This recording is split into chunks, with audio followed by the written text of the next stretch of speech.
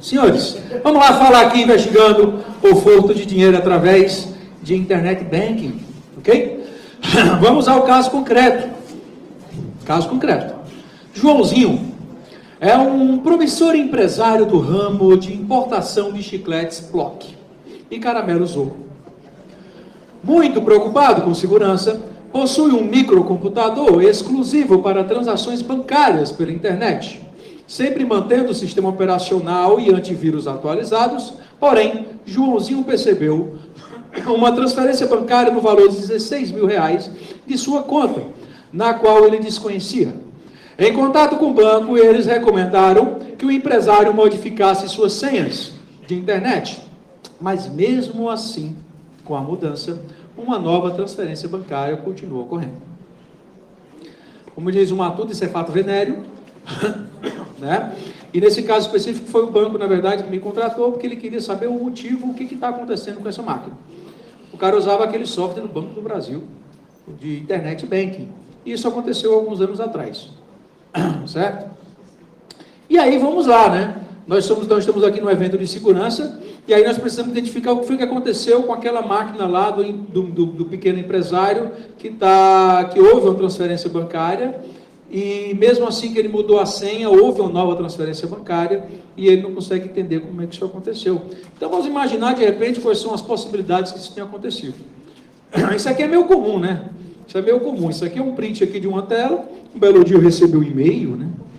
Um e-mail aqui da Caixa Econômica, pedindo para clicar aqui no HTML. Quem que já recebeu esse tipo de e-mail, né? Aí você recebe esse e-mail, bonitinho, clica nele, porque você, de repente,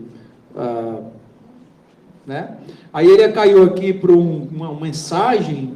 Que tipo de ataque é esse aqui, né? Que tipo? Phishing, que é, né? Eu chamo de pescador de otário, né? Aí ele está aqui pescando. Foi lançada uma nova correção de cadastramento de computadores, de internet banking, tal, não sei o quê. Clique aqui para você verificar o que aconteceu, para você atualizar a sua conta. Aí aparece aqui, olha que legal, né, cara? A Caixa Econômica Federal, aqui um site bem direitinho.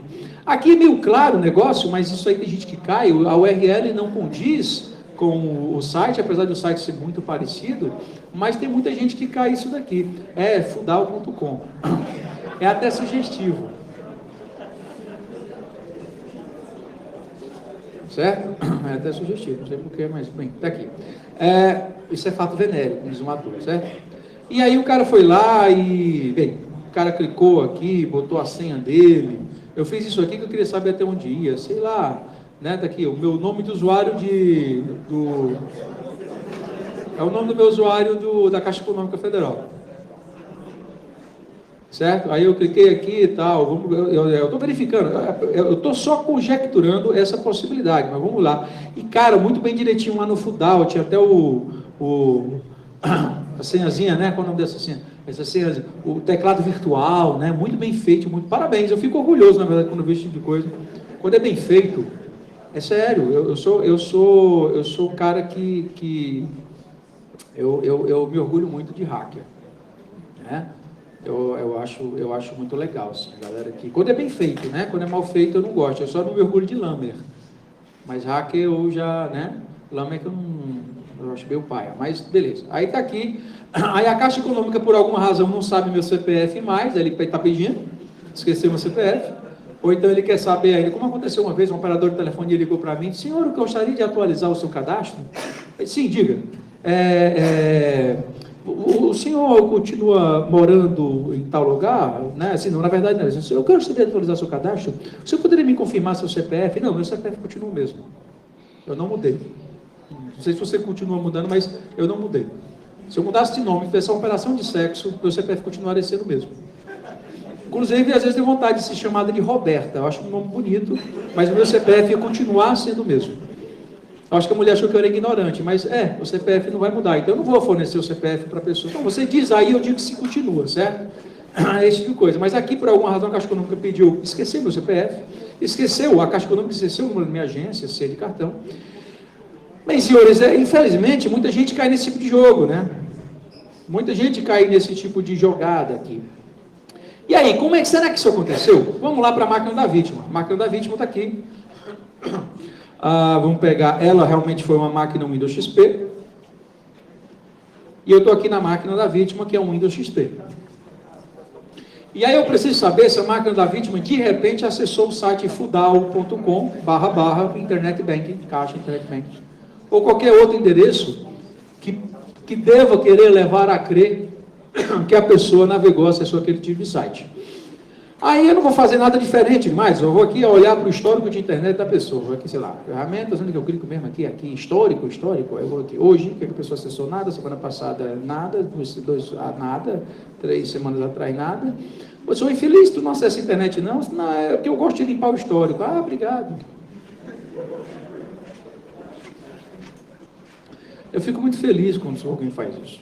Pois então, vou pegar um brinquedinho meu aqui. Eu gosto muito de usar a distribuição Linux, certo? Existe uma chamada Kine Linux. É uma distribuição italiana, a mais utilizada para computação forense. Então, eu estou verificando, né? Eu estava até agora, até o presente momento, eu estava verificando que será que a pessoa clicou onde não deveria clicar, um site, né? Um phishing, né? Um site phishing. Aí, mas a URL me acusar um site que realmente iria aparecer. Porém, que o cara vive apagando o histórico de internet. Eu vou usar o Kine Linux. E o Kine Linux, eu estou usando a versão 8.0. Você consegue baixar ele no... Você bota Kine no Google, obviamente, todo mundo fazer isso na verdade. Mas em kine.org, acho que é kine.org, acho que é esse o endereço. Kine, C-A-I-N-E, só isso mesmo. É uma distribuição italiana. O Kine, você dá boot por ele, certo? E ele tem uma ruma de ferramentas nele para você usar no Linux mesmo, né? Mas ele também vem um exe, um exe muito fofo, que eu sei que muitos aqui vão se amarrar, onde você bota o CDzinho, executa ele no próprio Windows mesmo, né? Para fazer usar algumas ferramentas com a máquina ligada e tal, né? Fazer uma análise na máquina diretamente. Eu vou executar aí esse carinha chamado WinUFO, que é Ultimate Forensics Outflow Tabajara. Aí eu estou aqui, esse carinha, aí ele pergunta se eu aceito ou não a licença, ou se tem a opção de não aceitar, mas também não vai usar. E aí ele pergunta se você quer criar relatórios, e aí para quem trabalha com computação forense você bota sim, porque aí ele vai ficar criando uma ruma de relatório, e tudo que você faz, ele já fica gerando um relatório forense, laudo, ele já ajuda muito a compor o laudo, fica muito legal. Não é nosso caso aqui, vou botar só não. Aí ele está perguntando aqui, eu estou usando um CD, então ele pede para eu criar uma pasta em outro lugar, mas eu vou botar não, porque não é o caso aqui, a gente só vai analisar. E aqui ele tem um monte de aba massa que faz uma ruma de coisa. Inclusive aqui tem até ferramenta de recuperação de dados, aqui, recovery. Aí o PhotoRec está aqui, o Recover está aqui, Test Disk está aqui, de reports aqui, o ruma de brinquedinho, visualização aqui, que a gente vai usar já já, password recovery aqui, algumas coisinhas que ele vai olhar na máquina, um monte de coisinha, password recovery, ele vai lá olhar o que tu tem de senha já salva previamente nos navegadores, e de repente vai lá e te mostra, esse tipo de sacanagem. iPhone é o iPhone Browser ou o iPhone Backup Browser. É assim, para iPhone a gente faz muita perícia indireta. O que chama de perícia indireta? O cara foi lá, usou o iTunes para fazer o backup no computador. Aí eu pego aquele backup e faço uma análise. Eu gosto muito de usar, na verdade, o iPhone Analyzer, que é um ponto .jar, que eu rodo ele no Mac, rodo ele no Linux, rodo ele no Windows, o que for. Mas no UFO aqui você pode usar o iPhone Browser, o iPhone Backup, e ele vai lá e olhar para esse backup. Quando não, ou até responder a pergunta anterior aqui com o Pedro, que foi feita ao Pedro, e o iPhone você consegue, recentemente, ano passado saiu aí uma metodologia para cópia forense de iPhone, o iPhone está lá criptografado, você não consegue digitar a senha N vezes até descobrir. Aí você faz o seguinte, você abre o iPhone, faz a cópia de hardware, cópia física dele, aí você gera um arquivo, aí agora é arquivo, aquele arquivo você vai tentar quantas vezes você quiser, até descobrir aquela senha, né? E aí você abre ele e faz a análise todinha lá. Aí no arquivo, não diretamente nele, mas a cópia passa a ser hardware, não software, como é mais facilmente ser feito em alguns modelos de Android, certo? Mas aqui está aqui uma ferramentazinha também de você brincar e por aí vai. Mas vamos lá direto aqui, porque geralmente o pessoal do WordSec reclama porque eu ultrapasso o meu tempo de palestra. E eu sempre tento não ultrapassar. Eu espero que dessa vez eu... Bem, vamos lá. Aí eu estou aqui. E aqui eu posso já clicar aqui, ó, Browse History View. Quando eu clico aqui, pergunta onde eu quero acessar. Mas eu vou direto, sabe o que, cara? Eu vou direto no IE Cache View. Por quê? Cadê o IE Cache View? O IE Cache View, ele vai direto ao ponto do browser agora, o IE, porque foi no IE que eu abri aqui e não tinha nenhum histórico. E olha aqui, né? Aquele histórico mesmo que é apagado, ele vai aparecer aqui. Então tem sites que a pessoa acessou, caixa.gov.br. Então realmente existe o endereço caixa.gov.br, que foi acessado, último acesso, alguém já viu Xvideos ali, né? Último acesso, última modificação, última vez que eu fui lá, quantas vezes eu acessei, o tempo que eu fiquei acessando, e os arquivos temporários que ele clicou na máquina, certo? Ok? Tá gravando aí no Leve, o pessoal tirem as suas esposas da sala, certo? Quem tiver aí no computador para não saber disso daí.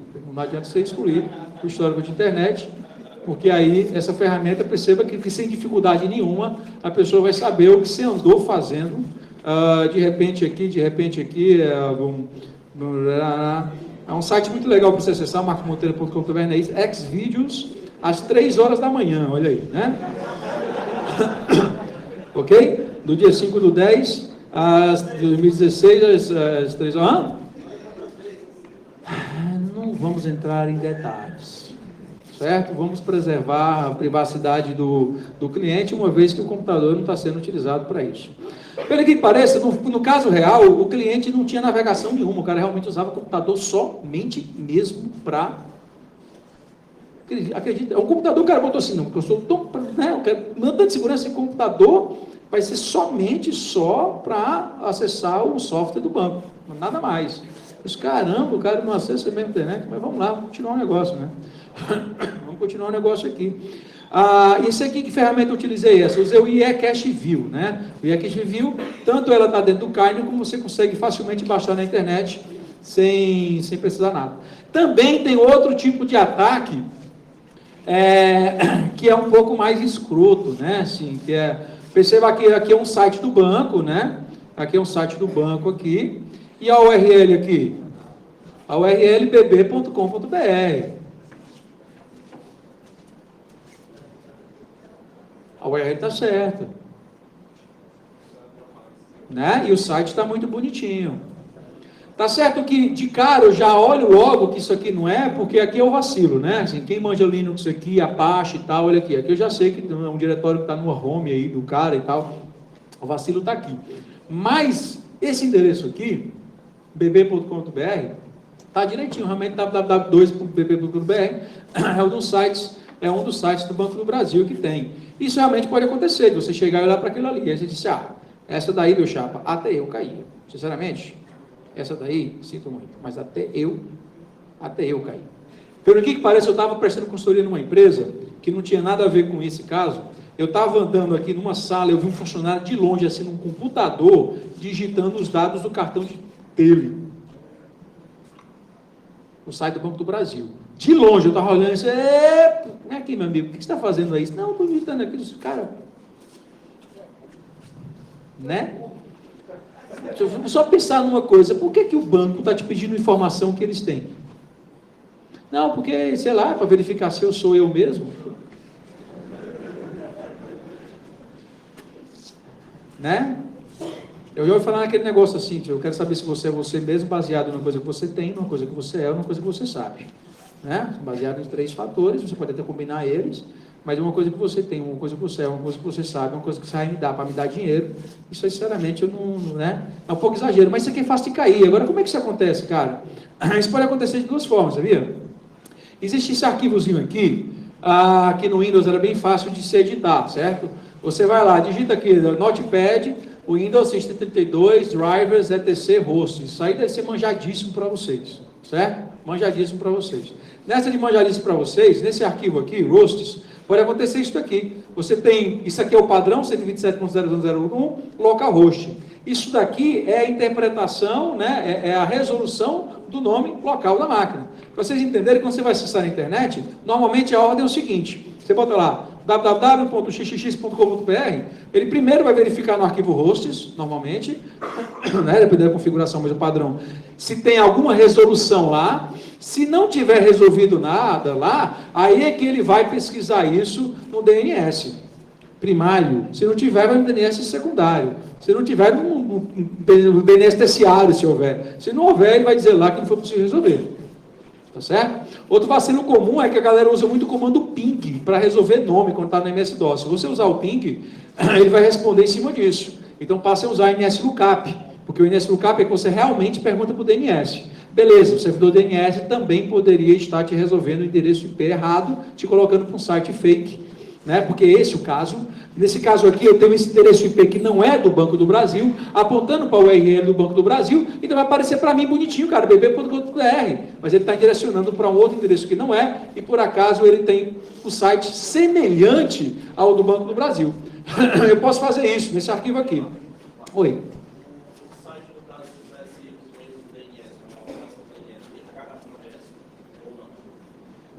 Cara, é boa a sua pergunta. Se o site HTTPS seria mais seguro? Vamos lá.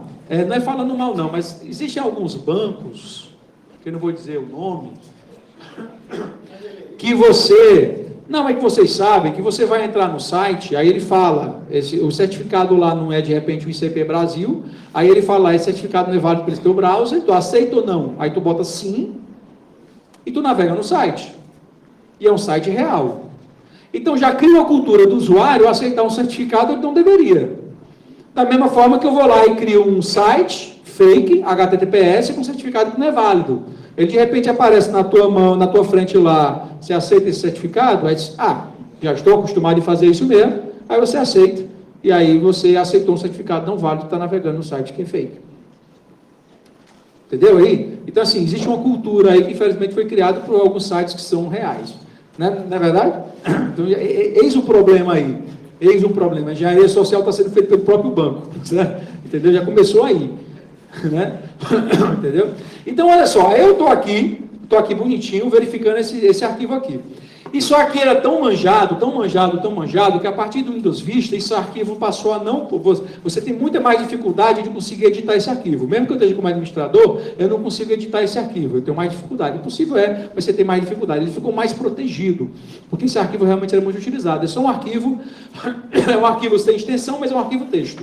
Só você colocar isso daqui, e aí você vai... Na verdade, o que você vê num caso dessa natureza mais antigo, você tem uma relação grande de peso aqui com a relação do site tudinho. bb.br, BMP, bb.br, Caixa.1, Bradesco, Santander, o BMP.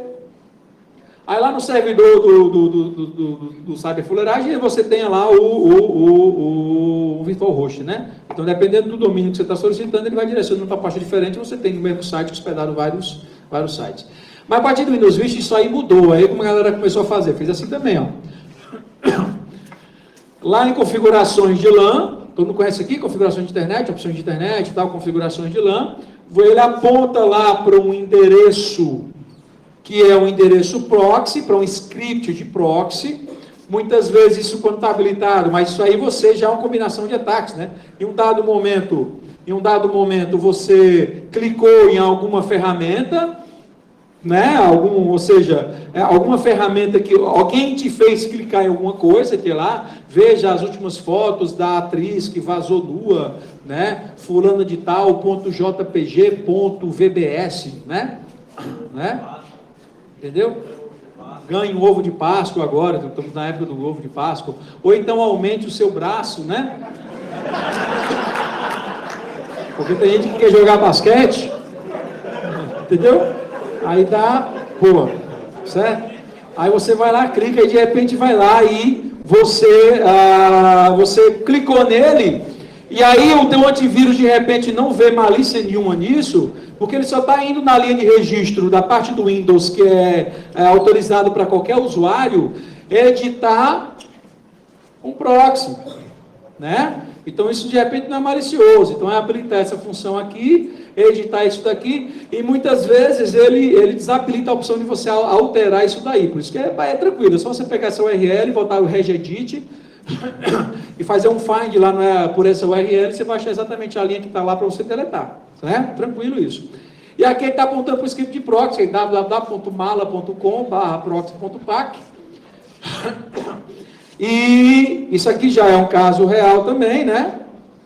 Onde o script lá, .proxy, o pack lá, quando você baixa, está aqui um scriptzinho muito facinho, ele cria um array aqui, onde ele pega bb.com.br, Banco do Brasil, Bradesco Prime, Itaú, Real, Serasa, Santander, bicho guloso, Hipercard, Credicar, tudo isso ele bota na conta do endereço 69654524 E não sei porquê, só a Caixa Econômica está em outro IP.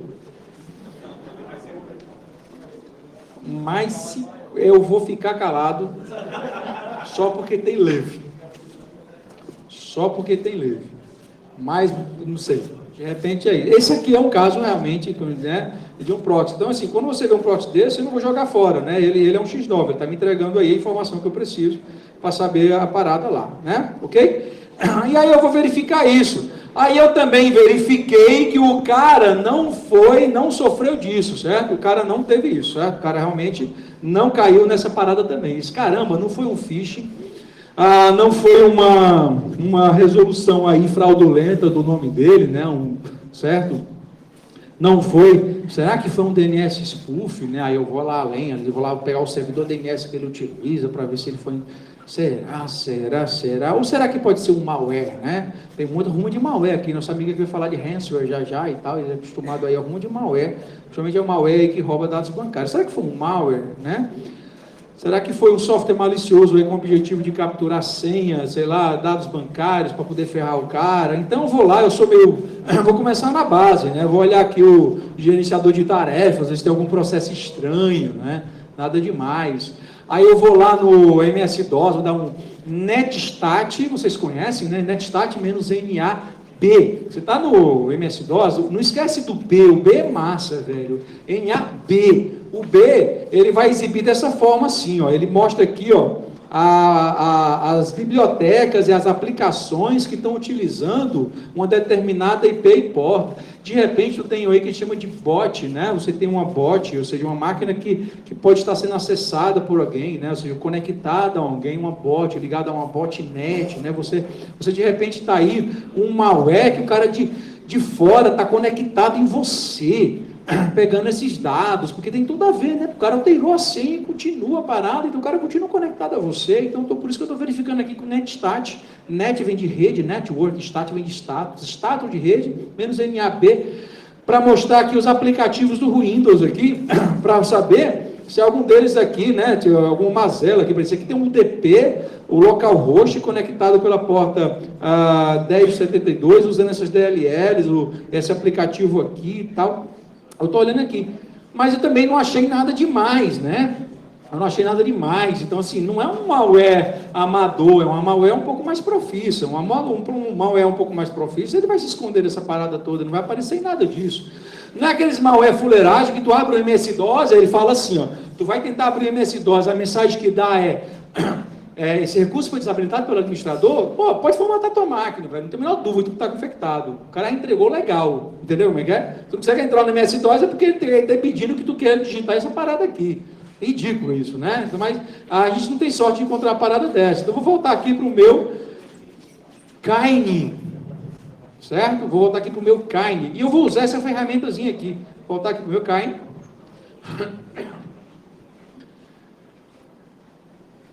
Estou aqui no meu Kine aqui, e eu vou escolher uma outra opção. O meu Kine aqui, cara, acho que views aqui, ó, FTK Major. Os FTK Major, né? FTK Major. Ok, sim, yes. Estou aqui no FTK Major. Está aqui. Essa ferramenta faz um rumo de coisas, certo? Ela é de uma empresa chamada Access Data. Lembrando, todas as ferramentas aqui são livres, são gratuitas, algumas são livres, algumas são gratuitas, então são acessíveis a você, certo? Aqui, é da empresa chamada Access Data. Existem várias ferramentas que faz isso, mas eu vou recomendar essa. É assim, se eu imagino que o malware está se escondendo de você, ele não consegue se esconder de dois lugares. Ele não consegue se esconder do disco, ou seja, o que o disco está fazendo, processando em tempo real, é difícil se esconder. Fica a dica também. Eu vou pegar essa ferramentazinha aqui, eu não tinha pensado nela antes, mas eu vou mostrar aqui para vocês, tem bronca não. É o FileMon, certo? File vem de arquivo, Mon vem de monitoramento. FileMon. Só executo ele, olha só que legal. Deixa eu só terminar de processar, pronto, aqui. O FileMon, ele mostra em tempo real todas as operações de I/O que está sendo feito no disco. É difícil o malware se esconder disso, às vezes, né? Se você pega no momento em que começa a entrar em ação, é uma coisa boa. Agora, isso aí é análise na unha, né? E tudo, tá? Você está mostrando aqui, qual é o processo que está fazendo o quê, com qual arquivo. De repente, seria uma boa também dar uma olhada aqui para saber se tem alguma coisa sendo escrita, processada, fica a dica. Mas assim, eu estou querendo ver se esse malware está escondido lá na memória RAM. Porque eu aprendi também no colégio, que lá no FileMon eu verifico os programas, né? Que são os arquivos de programa que estão, né, sendo lidos, executados de alguma forma, escritos, requisitados no disco rígido. Mas quando eu executo ele é um programa que está em execução, então ele é mais programa, a gente chama de processo, né? Processo é um programa de execução. Onde é que ele está? Lá na memória RAM, batendo papo com a CPU. E aí ele de repente está se escondendo do sistema operacional. E seria muito legal se eu pudesse analisar essa memória RAM sem estar no sistema operacional. Né? Isso dificulta um pouquinho, né? Porque a máquina se desligar, você perde informação, a memória é volátil. Mas aí o que a gente faz? A gente faz um dumping de memória RAM, isso que a gente vai fazer agora.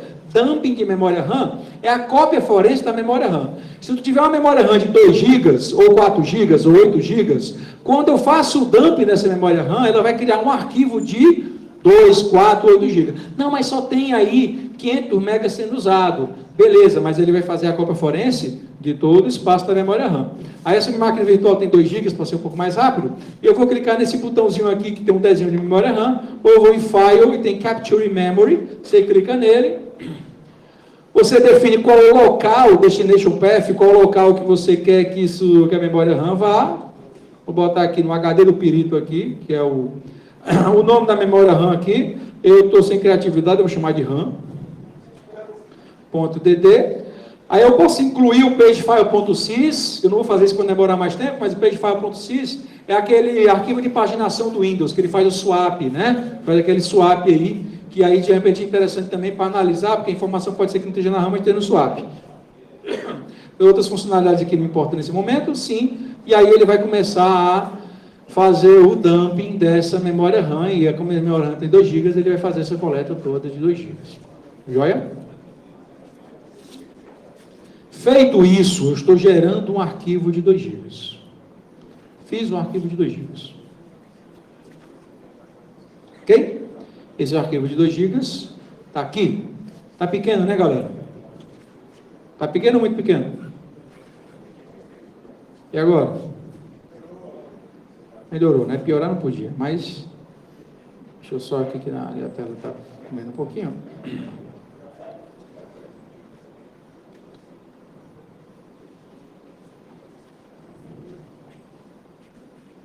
Ele está com o mouse fechado. Ó, então, senhores, eu criei um arquivo, esse arquivo ele tem a memória RAM, é o RAM.dd, e ele é o dumping daquela memória RAM. Aí aquele arquivo feito isso, aí eu posso estar no meu HD do perito. O próprio Kine, eu dou um boot pelo Kine, ou eu tenho um Kine instalado na máquina, que ele tem um aplicativo que nós vamos utilizar chamado Volatility, que é para análise de memória RAM. Tá certo? Vamos analisar essa memória RAM, que eu quero saber se tem um malware. Ok? E aí é muito fácil, viu, galera? Na verdade, você não precisa de mim para nada, né? Eu vou dizer para vocês como é que vocês não precisam de mim para ensinar nada. Volatility. Eu estou usando o Kali. Ficou mais fácil para mim agora usar do que eu usar o Kine, porque já estava outra máquina virtual. O Kali Linux vocês conhecem também, então o Volatility não tem problema de utilizar ele. Você vai aprender a primeira coisa que você precisa, que é o Volatility -H. H vem de help. E aí, quando você for fazer um help do teu Volatility, você vai ver aqui uma ruma de plugins. Eu vou reduzir aqui na tela, para não ficar muito desconfigurada a parada. Espera só um minutinho.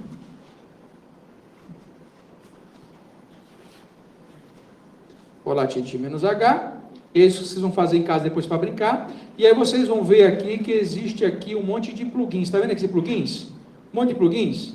Ele fala lá aqui, por exemplo, EVT Logs, extrai eventos do log do Windows. Olha aí que massa, né? DLL List, ele mostra a lista de DLLs do processo. E por aí vai, tá certo? Então, beleza? A lista de plugins aqui vocês não precisam decorar, tá aqui a lista todinha no help do cara, certo? Então, o Volatility é muito poderoso, faz muito mais do que eu estou mostrando aqui, mas para isso daí já é um bom começo. O que eu preciso fazer apenas é Volatility. Para quem é aficionado por alguma razão em Windows, normalmente não está vindo no RoadSec, mas se você é aficionado por Windows, por, sei lá, uma necessidade suicida, você também pode ter o Volatility no Windows, certo? Só botar lá no MS-DOS, você executa o console do mesmo jeito, o comando do mesmo jeito, não faz diferença nenhuma, certo? Ok? Também no Mac, também no Linux, isso aí é tranquilo. Qualquer Linux que você esteja, é só você instalar o Volatility. Volatility -F, F porque vem de file, que é isso que eu estou analisando. Aí eu pego o meu arquivo, que eu chamo de ram.dd, e todos os outros comandos serão iguais a esse. Falta só colocar agora o que eu quero que faça com esse arquivo. Ok? Entenderam isso? Pronto, você já aprendeu Volatility pra caramba, só por causa disso, né? É óbvio que a gente adiciona outras coisinhas de Linux aqui para o negócio ficar mais legal, mas outras coisinhas de Volatility também fica legal, que eu vou mostrar para vocês alguns prints, a gente vai fazer aqui na tela também algumas coisas. Eu vou usar aqui agora, só para a gente poder ter noção, Image Info, o plugin Image Info, para poder verificar informações do meu arquivo. Ops. Info.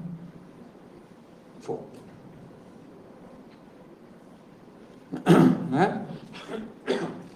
Lento. Demora mais do que... Vai demorar mais em vocês do que aqui, do que a gente está fazendo, porque esse dumping aqui, ele é um dumping real, um caso real, mas eu reduzi ele, fracionei ele para a gente não demorar muito na nossa execução, certo? Então, esse caso aqui, para você ter noção, ele é o Windows XP, está vendo aqui? O Windows XP, bonitinho. E essa imagem aqui, ela foi coletada nessa data aqui, isso foi em 2010, nesse horário aqui, UTC, né? UTC, que é o coordenada de tempo universal, que fica exatamente ali no meridiano de Greenwich, e ele está me entregando isso em 2 horários, de UTC e -4 GMT. Mas aqui é o Windows XP mesmo, o Service Pack 2 e tal, né? Tem um Service Pack aqui, olha só. Aí, olha só. Feito isso, já sei qual carinha que eu quero. O que eu vou fazer agora? Eu não vou olhando meus plugins, né? Eu vou fazer a mesma coisa que eu tinha feito lá, cara. Eu não fui lá para ver o gerenciador de tarefas. Vou olhar o gerenciador de tarefas também, PS List. Ele vai mostrar os processos, né? Mostra os processos aqui. Executando aqui os processos. Como se estivesse olhando o gerenciador de tarefas. Do mesmo jeito. Ok, beleza. Né? Eu vou olhar, eu tenho um netstat, não dei um netstat? Aí eu quero ver quais são as conexões que ele estava executando, que eles estavam, né, que ele tinha no momento, né, connections.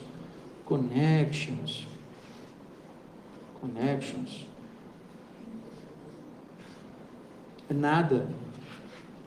No momento que eu coletei essa parada aqui, ele não estava conectado a ninguém. O que já me deixa muito triste, porque eu estava apostando fortemente que era um botnet lá, de repente, conectado, e eu peguei no momento que estava conectado e fazendo a parada. Mas a esperança é a última que morre, então vamos continuar a análise do caso, certo? Ok? Eu estou quase chamando meu amigo aqui, que é especialista na parte de malware de bancário, porque eu dei um connection, eu queria que pegasse a conexão, eu não consegui e tal, eu fiz aqui o dump da parada, estou usando Volatility, blá, blá, blá, eu consigo um arrumo de coisa no Volatility, processos em execução, chama-se pleonasmo, né?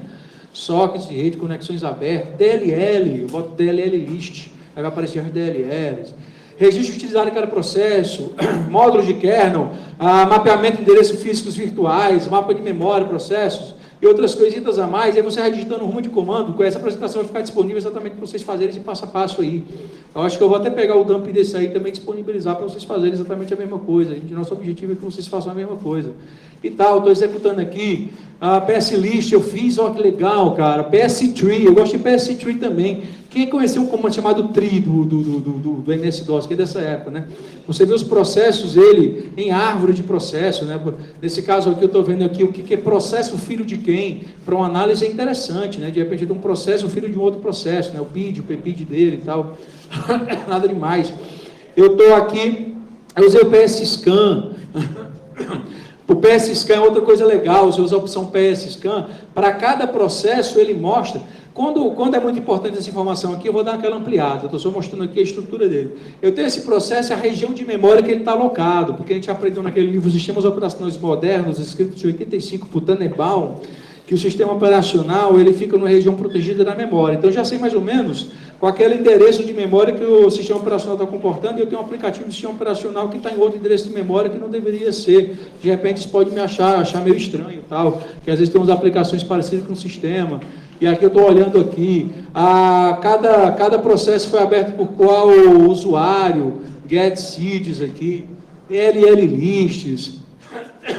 Aqui foi mal, cara, eu tive que aí já um comando um pouco mais hardcore, print key, traço F, o meu dump de memória, traço K, e agora eu estou lendo uma linha de registro do Windows, certo? Essa linha de registro que eu estou dando com esse comando agora, fugiu um pouquinho aqui o comando, ó, volatility print key, traço F, dump de memória, ponto V mails, é o meu dump de memória, traço K, e eu estou lendo aqui a linha de registro. Essa linha de registro é para verificar se o firewall do cara estava habilitado, certo? E aqui, está vendo essa opção aqui, Enable Firewall, não sei se vocês conseguem chegar direitinho, Enable Firewall está 0. 0 quer dizer desabilitado, 1 quer dizer habilitado, então estava desabilitado. Perceberam aí? O firewall do carro está desabilitado, beleza. Aí eu estou verificando se houve alguma alteração na SAM. SAM é a base de usuários do Windows, certo? Então eu verifico a última alteração que foi feita por cada tipo de usuário aqui e tal.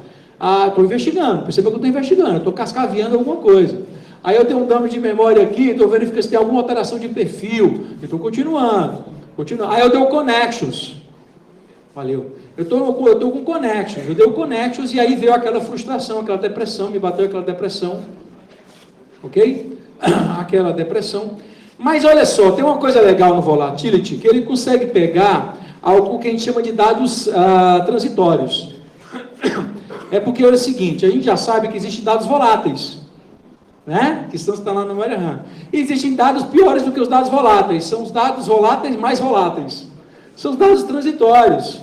Eu sei com quem tu estava logado agora quem tu se logou alguns minutos atrás, eu não sei, né? Esse é um dado transitório, ele está na memória RAM, mas ele não está sendo mais usado, então ele está sendo mais volátil ainda. E o Volatility tem alguns comandozinhos que vão montar esse tipo de fragmento. E aí isso daí, cara, o que eu fiz então? No Kali aqui, vou agora para Invade Connections, eu vou botar o conscan. Conscan.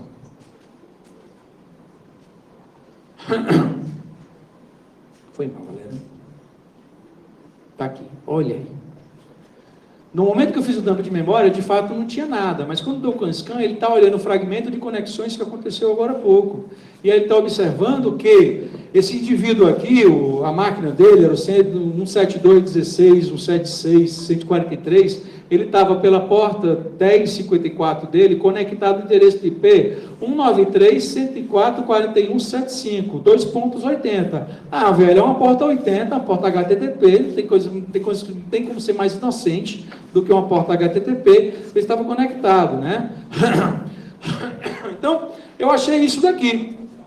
Aí eu vou lá, já que eu estou no Linux, eu vou aproveitar e dar um roês esse endereço e verifico lá que esse cara está lá na República de Moldova, sei lá, esse bicho aí. Eu vou botar no Google mesmo, fazer diferente não. Bota esse endereço no Google, ele cai logo aqui.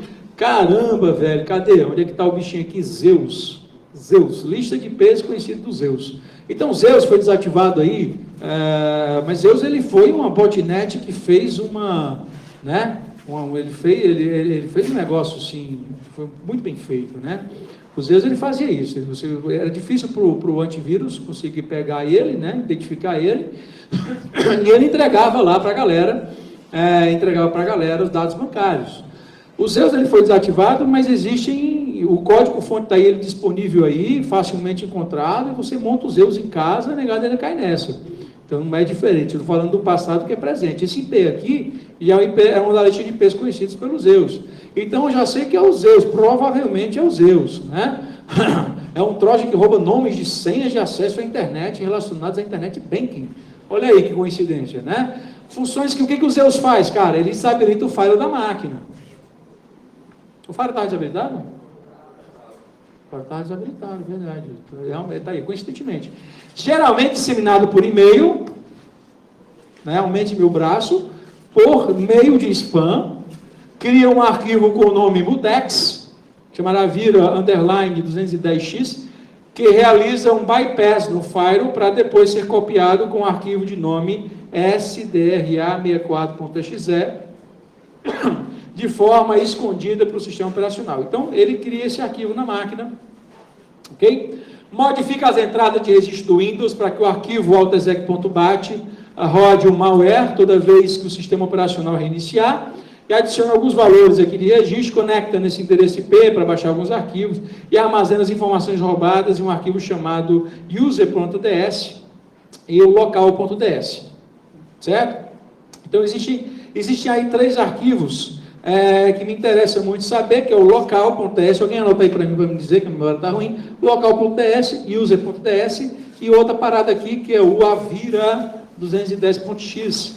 Aí, cara, apesar de ter usado o FileMon lá para execução, eu tenho o meu tipo um FileMon aqui também no próprio Volatility, é verdade, cara. É um outro plugin que você vai ver lá chamado File Scan. Entra.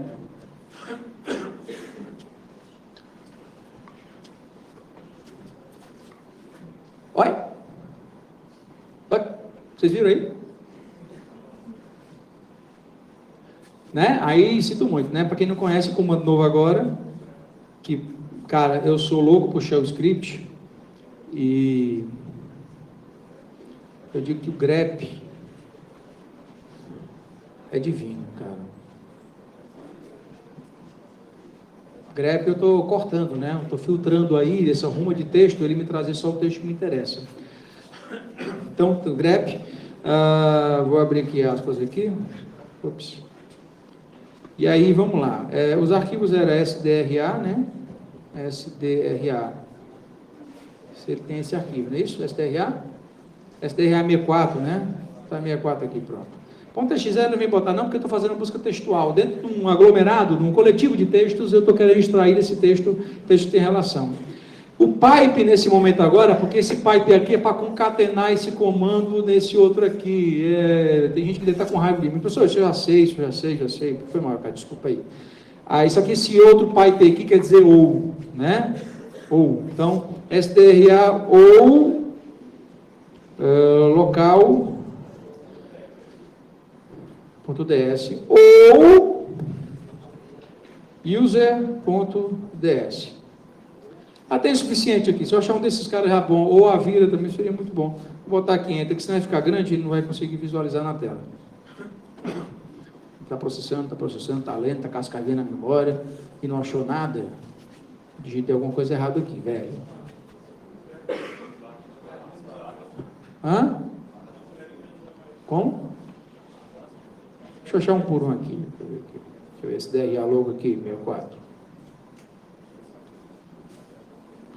Se eu esqueci de uma coisa, Carolina, que você lê case sensitive. Então, cuidado para você procurar uma palavra que está em letra maiúscula, que ele não vai achar. A não ser que você use expressões regulares. Então, já achei o SDA.exe. Já eu acho o demais aqui, certo? Então, está em device, hard disk, volume 1, é o meu HD, Windows, System 32, e está dentro do System 32 o SDRA64.exe. Está no System 32, SDRA.mesmo, né? Está aqui. Pô, cara, achei, cara, o disco aqui. Vamos ver aqui o user aqui. Eu acho que é user não? O user.ds que a gente viu, que precisa anotar, cara, vocês são muito legais, vocês não são legais comigo, sabe? Tá aqui. Aqui, velho, tem um subdiretório aqui chamado lowsec, user.ds, lowsec, user.ds, achou. Que estava faltando? Local.ds. Local.ds. Opa, está aqui também. Eu acho que esse comando aqui só não deu certo, talvez tenha que usar o egrep. Então, cara, eu já sei onde estão os arquivos, fiz isso, simulei essa parada aqui para vocês também aqui. Isso aqui eu usando o file scan, e aqui pronto, aqui ó, SDRA64, pipe, user.ds, local, avira, e a saída vai sair essa aqui, achei, né? Quando esse cara aparece, quer dizer que o negócio deu certo, certo? Eu gosto de fazer isso. E aí, por exemplo, se eu for aqui na máquina mesmo,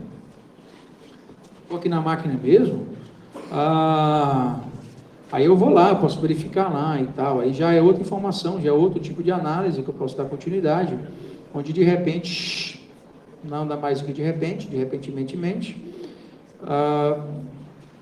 o primeiro arquivo que é criado é o SDRA, né, 64, não é que o SDRA 64, eu esqueci aqui onde ele estava, o SDRA 64 estava em Sys32, então eu vou aqui em C, Windows, System 32, SDRA, cadê? Por aqui em algum lugar, carinha, SDRA, ô cara,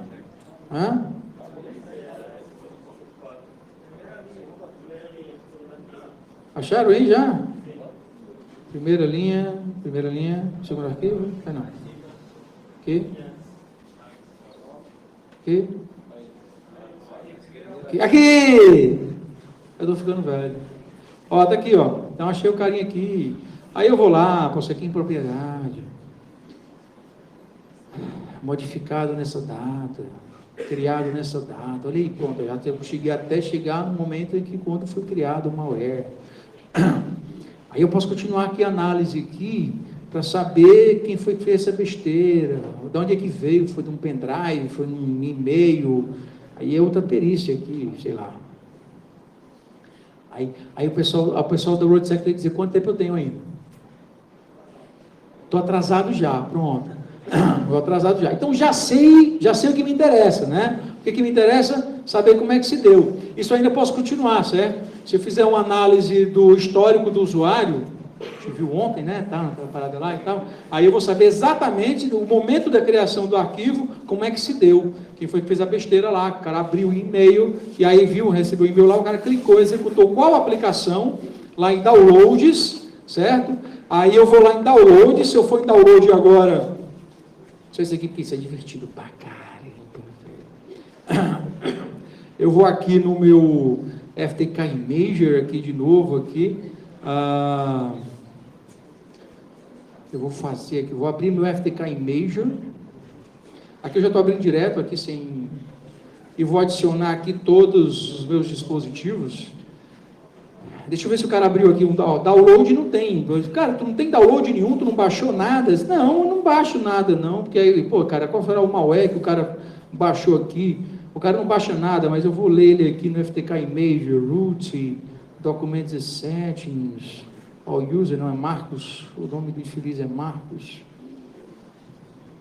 sempre é Marcos, meus documentos, downloads, velho, de repente era esse infeliz aí, que se você for dar uma olhada, faz parte da lista de alguns executáveis comuns aí que você verifica, que é baseado nele aí, que você executou, e daí depois de ter executado, criou o SDRA, e aí foi criando DS, aí eu sei a data dessa parada, e aí, meu chapa, é só alegria, consegui contar a história, nós somos contadores de história, certo?